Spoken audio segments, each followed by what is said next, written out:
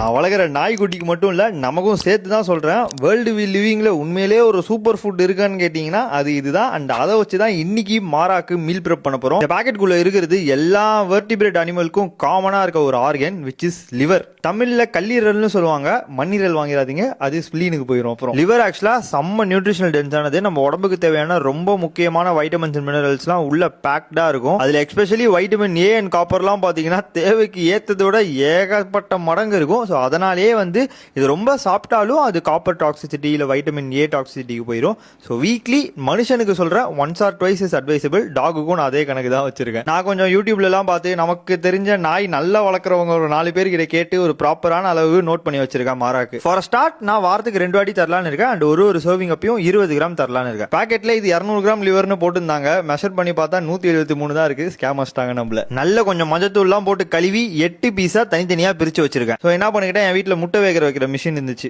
ஐ மீன் நவீன மிஷின் இது. இதில் நிறைய வச்சுக்கலாம். அதில் நல்லா ரொம்ப வரைக்கும் தண்ணி ஃபில் பண்ணிட்டு உள்ள 8 பீஸ் லிவரை போட்டுட்டு கொஞ்சோண்டு மஞ்சத்தூள், அதை ஆக்டிவேட் பண்றதுக்கு கொஞ்சோண்டு பெப்பர் அண்ட் ரொம்ப கொஞ்சோண்டு உப்பு. மேலே இருக்க கம்பார்ட்மெண்ட்ல கொஞ்சம் கார்பு சோர்ஸுக்காக ஸ்வீட் பொட்டேட்டோ வேக வச்சுக்கிட்டேன். இது படா சைஸ்ல இருக்கு, மூட மாட்டேங்கிட்டு நல்லா கட் பண்ணி வச்சாதான் மூடுது. கரெக்டா ஒரு 20 நிமிஷம் கழிச்சு வந்து திறந்து பார்த்தேன். கம நல்லா வெந்துருச்சு. போன வாரம் மீல் ப்ரெப் பண்ணலாம்னு சொல்லிட்டு ஒரு 3 பாக்ஸ் கடையில போயிட்டு வாங்கி வச்சேன். 89 ரூபா மட்டுமே. ஸோ பேசிக்கலி நான் 3 நாளுக்குள்ள யூஸ் பண்றத நல்லா மேஷ் பண்ணி பேக் பண்ணி ஃப்ரிட்ஜில் வச்சிருவேன். அதாவது -8 டிகிரி செல்சியஸ்ல.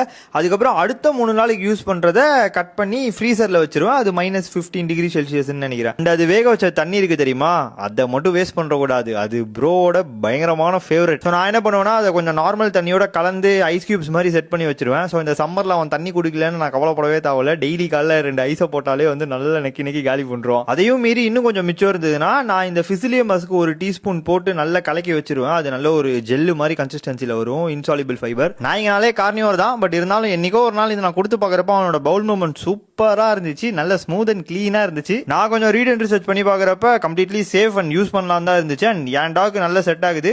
யாருக்கும் சஜஸ்ட்லாம் பண்ணல. நீங்க வேணா கொஞ்சம் ஹோம் ஒர்க் பண்ணி நீங்களும் தேடி பாருங்க. இப்போ மதியானம் லஞ்ச் டைம் வந்துருச்சு. ஆக்சுவலா இந்த நேரத்தில் உனக்கு மெத்தி மீன் தான் தருவேன். பட் இருந்தாலும் உங்களுக்கு இதை வச்சு காமிக்கிறேன் எப்படி சாப்பிட்றான்னு பாருங்க. Set, wait, wait, wait, 1 2 3 heat.